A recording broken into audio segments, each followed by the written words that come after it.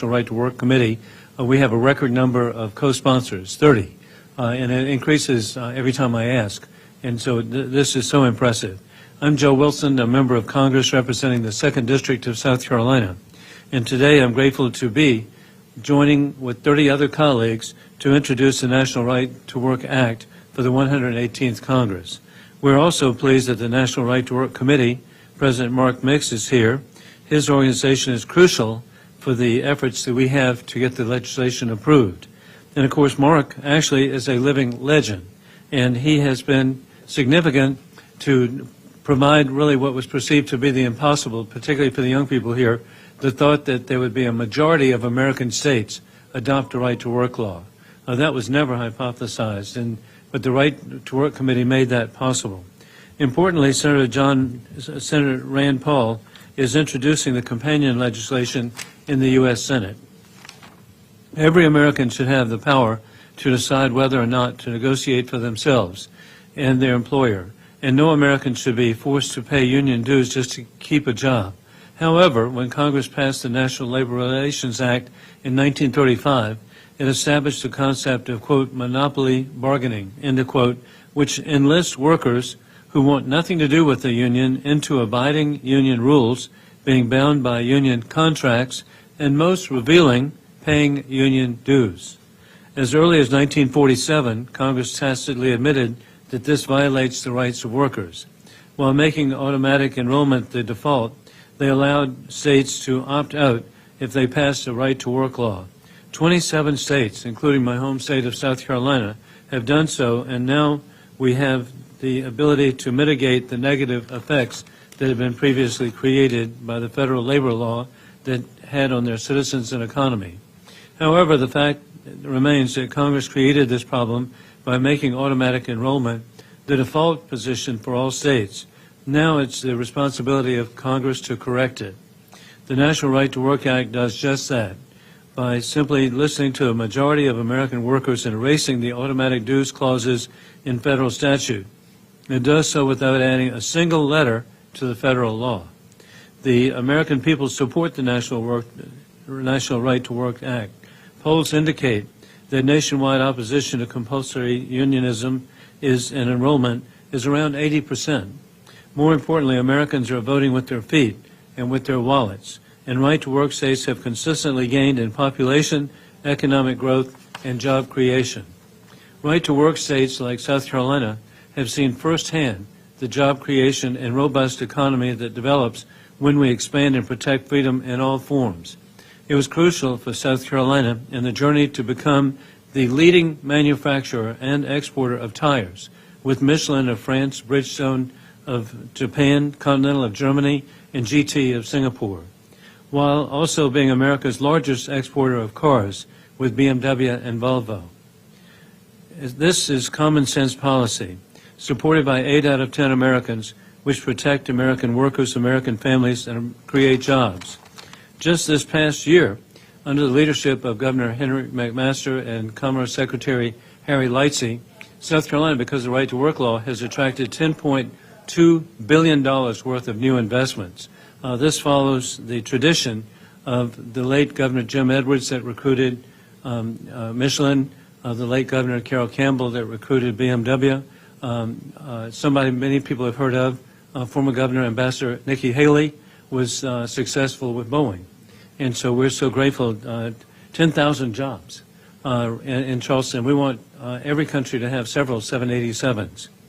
I urge all my colleagues in the House of Representatives to support this vital piece of legislation that gives rights back to the American workers.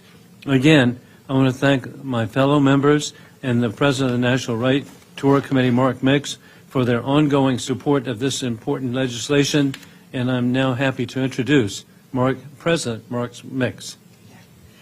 Congressman, thank you for the opportunity to be here, and thank you for attending today and talking about right to work. This is common sense legislation, and it's no surprise that Joe Wilson, who served South Carolina, served as senator, served a congressman, served in the National Guard and the National Guard Reserve, and serves now the people of his district as a member of Congress for a long time. And Congressman Joe Wilson stood up for freedom and liberty throughout his entire career. His 4 sons have dedicated their lives to serving this country in the military, and he's serving his constituents here in the United States. the United States workers by introducing a bill, as he said, doesn't add a single word to federal law. In a town where 2,000 or 4,000 page legislation is hard to figure out, hard to read, and certainly hard to vote for when you only have it 24 hours in advance, a one-page bill that doesn't do anything except remove the bias in federal law in favor of forced unionism. This law comes from the 1930s. As Congressman mentioned, the power of union officials expanded so dramatically from 1935, well, actually 1937 when the Supreme Court upheld the Wagner Act, to 1947 that Congress had to do something about it. And instead of repealing the entirety of this federal invasion of states' rights as it relates to labor policy, they decided just to amend it and give states the affirmative right to opt out of the forced unionism that is entrenched in federal law. You know, if you go to the 23 states that don't have right-to-work laws, it's not state statutes that basically compel workers to pay dues or fees in order to work. It's federal law that was created right here in Washington, D.C., and that's why we have to come back here to get rid of that bias in favor of compulsory unionism in the National Labor Relations Act. We'd also like to add protections for railway employees that have been covered by forced fees since 1951. Unions had to wait a couple of years before they could get the power to organize the workers in 1926 until they had consolidated their power enough to come back to Congress and say, we ought to force all these railway employees to pay union dues in order to work. So the bill fixes the National Labor Relations Act in favor of voluntary unionism, and it repeals the provision in the Railway Labor Act that forces railway employees to pay dues or fees in order to keep their jobs. Good, solid legislation, large majorities of support, and we're honored to have Congressman Wilson as our sponsor of this bill this year.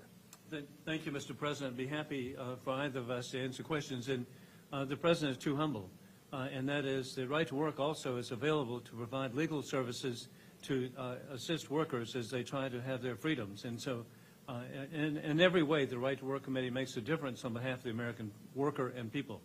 Thank you. And Mr. Gizzi, you're here. Thank you. Always management has run into trouble when Democrats are in power and have appointments to the National Labor Relations Board and the far less known but possibly more powerful National Mediation Board, which oversees, I think, railway, airplane, and other transportation workers. Does your legislation affect them in any way and limit or even neuter their efforts to encourage union dues and union membership? Yeah, John. Congressman Wilson's bill does address the Railway Labor Act and addresses the forced unionism provisions that were added in 1951. The Railway Labor Act has been amended twice after its passage in 1926, and the Second Amendment in 1951 was to force workers in the railway and airline industry to pay union dues in order to keep their jobs. Unfortunately, if you're living in the state of South Carolina and you work for an airline, you can still be forced to pay dues or fees in order to keep your jobs because the Railway Labor Act doesn't allow for enforcement of a state right-to-work law. So that's why we are going into the Railway Labor Act to get that part of it. So yeah, we will amend, the bill will amend the Railway Labor Act to free those workers from being forced to pay dues or fees as a condition of getting or keeping a job. And indeed, John, we've seen the abuse of the NLRB, the General Counsel. And in South Carolina, we have the classic case with the help of the Right to Work Committee to fight back. The General Counsel came in and announced as Boeing was placing its manufacturing facilities in Charleston, and there was 1,000 people working at the facility. It was a 100,000 square foot building, and the NLRB came in and said, you can't build planes here. You'll be happy to know that that was highly offensive to Governor Nikki Haley. And joining in with Senator Tim Scott, Senator Lindsey Graham, with Congressman Trey Gowdy, myself, and we have a very positive and proactive Attorney General, Alan Wilson, my #1 son. And so, hey, we as a group sued them. And so, ultimately, it was successful. That's why there are nearly 10,000 people working at the facility in Charleston, building 787 jetliners. I urge you all to visit the holy city of Charleston, because when you do, you'll see the manufacturing facility right at the airport, and each of the tail fins is a work of art. They're not just planes. And so, Boeing is successful because we fought back, but the NLRB and the abuses that can occur, but I know that Right to Work was so helpful to the legal proceedings that were ultimately successful. How confident are you that this is actually going to get past the finish line, and what pushback do you foresee? Well, I'll be working with our leadership, and indeed, I'm just so grateful for the leadership of Speaker Kevin McCarthy. I was with him a few minutes ago. What a breath of fresh air. And so we will be working with the various committees that have jurisdiction. I look forward to working with, hey, we can't do any better than Chairwoman Virginia Fox.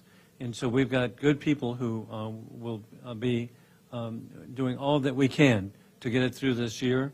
And then you never give up. I mean, who would ever imagine that the Right to Work Committee would be successful having a majority of the states, 27. And so it's an issue that's right, and so we'll keep fighting.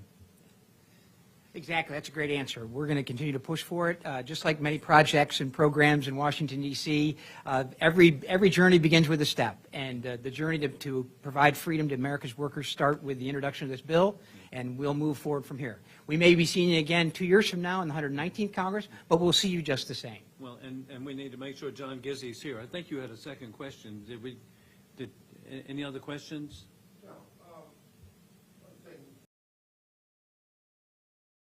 What is the history of this? Are you the first member of Congress to introduce legislation like this, or has it been attempted in the past? Well, we actually have a historian here by the name of President Mark Mix.